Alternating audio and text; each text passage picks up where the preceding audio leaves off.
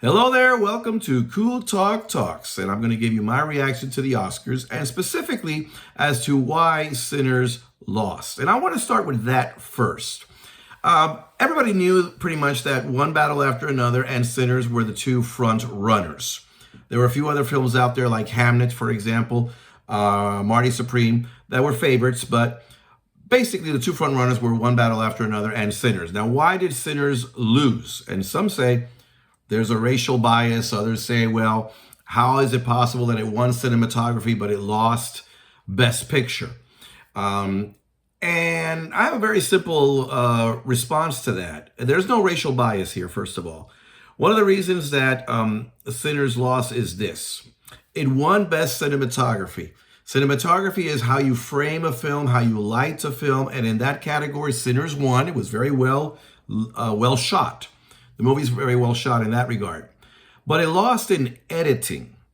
And if you notice, last year, one of the front runners was Brutalist, which also won cinematography, but lost in editing. Cinematography is how you light and shoot a film. Editing gives the film its breath. So, people like, for example, Martin Scorsese, he films his movies and he works with, I believe I can't pronounce her last name, Thelma Schumer. Let me know if I butchered her name, I know that, but he sits down with his editor that he's worked with for decades. And Martin Scorsese will sit there for days on end while she edits the film to make sure that the film has the rhythm that he is looking for.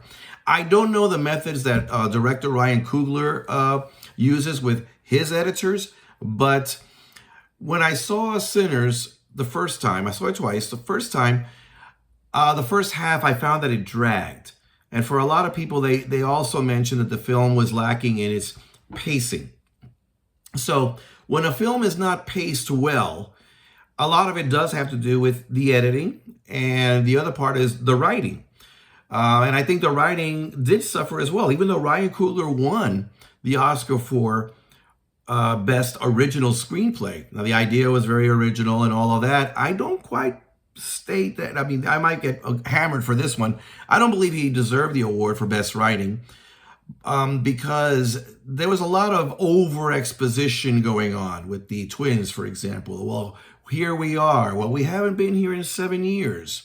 Or one of them is talking to one of the women. Well, you're married. Well, that's a complex situation, but they didn't build on that, so it was kind of unnecessary to the story. And there were a lot of issues that were like that, where they would do expositions that led nowhere. And also there was a problem with the ending of the movie. The ending of the movie was kind of muddled, like the writer-director didn't know what direction he wanted to go. He wants to state a point, and then we got this clan situation going on over here. I don't know. I don't want to get into that. But it's like they didn't know how to end the film. And that and its pacing is why the movie suffered. One Battle After Another, the editing was very well done in the sense that they knew where they started from and they knew where they wanted to end, and they did that. So Sinners, in that regard, when it comes to the editing, was a little sloppy. There were some people that felt that they liked the first half of the movie, but when the vampires came out, even knowing that it was a vampire movie, they felt that the movie got a little chaotic. I agree with that, despite having been bored by the first half and entertained by the second. So I believe that is why Sinners ultimately lost. When it comes to the elephant in the room, race in this case, well, they say, okay, black people have embraced the movie Sinners. It has Michael B. Jordan, it has a black writer-director, has a mostly black cast, and it is a good movie. So they embrace a film that is very relevant, culturally relevant to the black community more than to the white community. And I'm seeing as how I'm going to guess that most of the Academy is white. Well, in that regard, race may play a part, not because white people are necessarily racist in this area that we're talking about right here specifically, but because white people don't find it as culturally relevant to them as, say, the black audience might. That aside, on a technical level, both films are very good, and Sinners has a lot going for it, all right? But if you don't pace your film well, the movie does suffer, and I think that's the reason why. Okay, touching on other areas. When you saw my predictions for the Oscars, you can see that I got a lot of it wrong. I did guess that One Battle After Another was going to win. I did guess that Paul Thomas Anderson was going to win Best Director, and Ryan Coogler was going to become the Best Writer. However, in the acting category, I missed out 3 out of 4 times. All right. And even though those that did win were, in essence, like my second choices, so I wasn't surprised that Sean Penn won. He was winning in other award ceremonies as well, so I'm not surprised at that. I was a little surprised that Delroy Lindo didn't clap, but then I thought to myself, well, maybe it's because Sean Penn wasn't there. I don't know.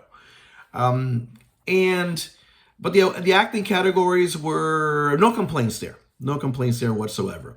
However, I did pick Timothée Chalamet over Michael B. Jordan. I stick to my choice, Timothée Chalamet over Michael B. Jordan. Yet Michael B. Jordan won. Good for him. That's good for him.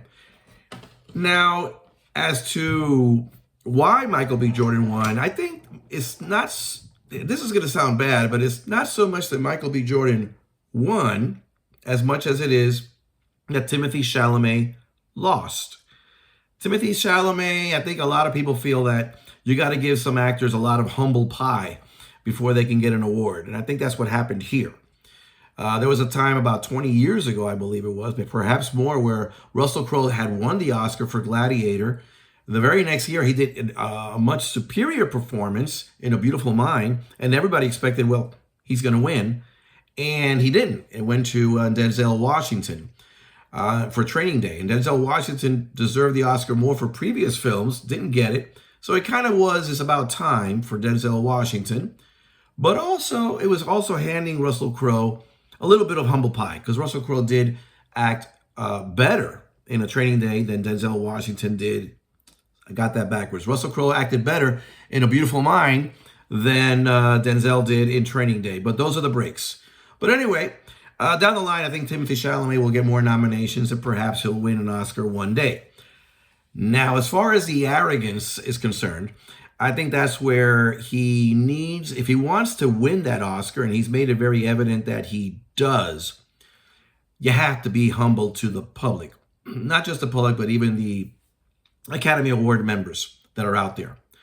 A lot of people talk about this ballet comment that he made. He made a ballet comment that he was out there in an interview years ago with Matthew McConaughey. He said something that he doesn't want cinema to die, that people are not going to the movies as much as they used to, and he doesn't want it to get into like opera and ballet, even though opera and ballet, nobody cares anymore. He made a comment like that, which was not well said, but it wasn't that bad until he said, though, oh, I shouldn't have said that, but hey, maybe I guess I lost my 14 cents of viewership on Netflix, something like that.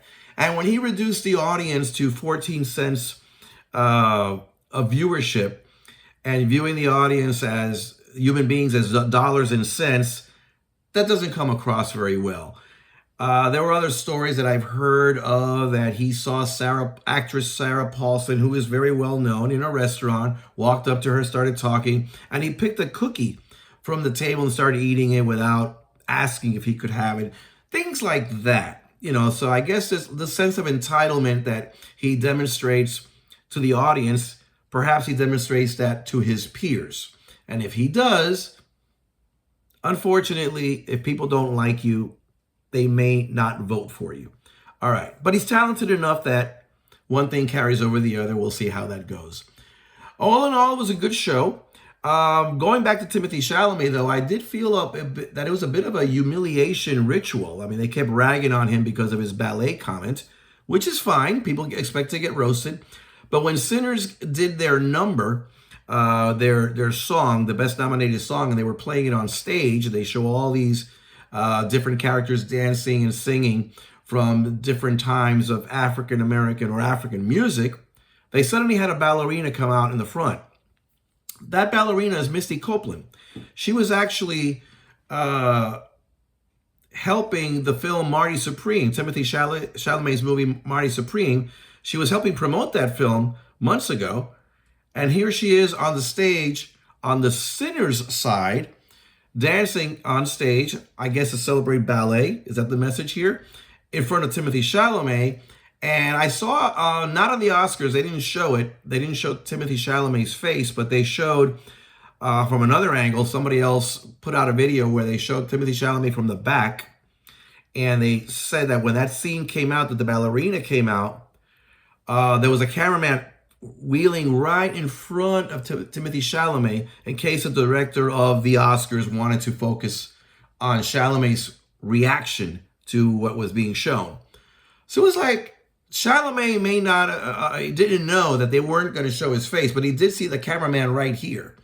So I feel that Chalamet probably felt, are they roasting me all night? I mean, this is getting old. And word is that he actually disappeared from the Oscars for close to an hour. Maybe he went to have a drink, I don't know. And then he came back before the Best Actors Awards came out. So I think the roasting of Timothée Chalamet on the part of whoever produced the Academy Awards in this case, and on the part of the people that were demonstrating the Sinners best song, it's like, let's rub this in Chalamet's face. Ballet is good, damn it. Might have been over the top. But hey, some people have to eat humble pie, or some people feel that some people have to eat humble pie. All in all, I found one battle after another worthy. I found Timothée Chalamet worthy of the Oscar. He didn't win, so I was a little bit disappointed in how that played out. But as far as why the movie Sinners didn't win, I've already explained it. When you don't pace a film well, the film causes the audience to sometimes lose interest. And if you don't entertain the audience, it doesn't matter how culturally relevant the film can be, you have to be entertaining as well. On that note, that's all I really got to say. Everything else has been said. Not a bad show. And I was right on some counts and wrong on others. That being said, give me your comments, or better yet, subscribe. This is Cool Talk Talks.